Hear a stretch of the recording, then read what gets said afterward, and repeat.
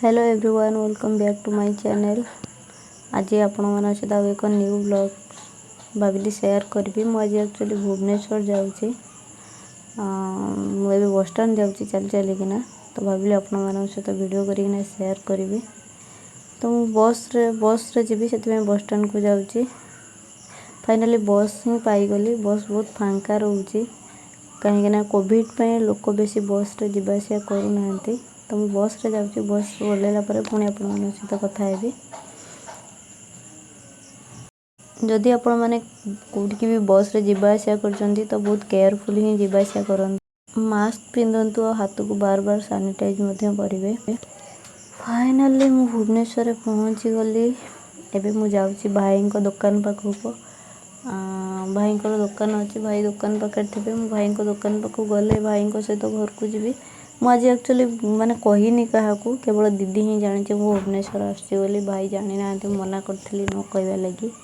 तो भाभी सडन जाइकिना पहुँचबी दुकान पाखे। तो ये जाऊँगी, गलापर देखा भाई को दुकान पाखे गलापर देखा जना पड़ो जे भाई अच्छा कि ना।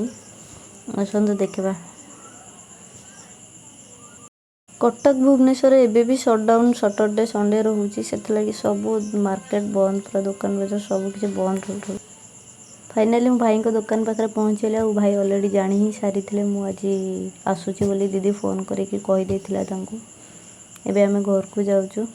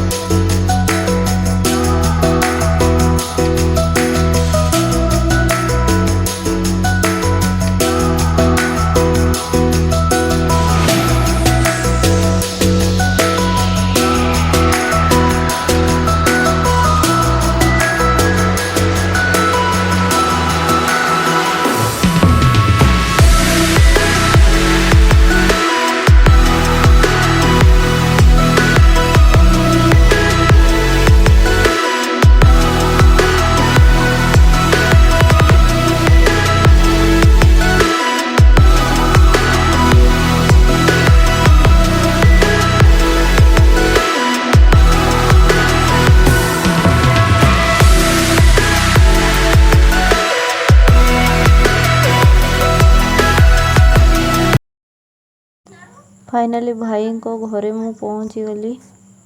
एते बाटरू बस रे आसिकी खरार आसिकी बहुत टायर्ड लगुच।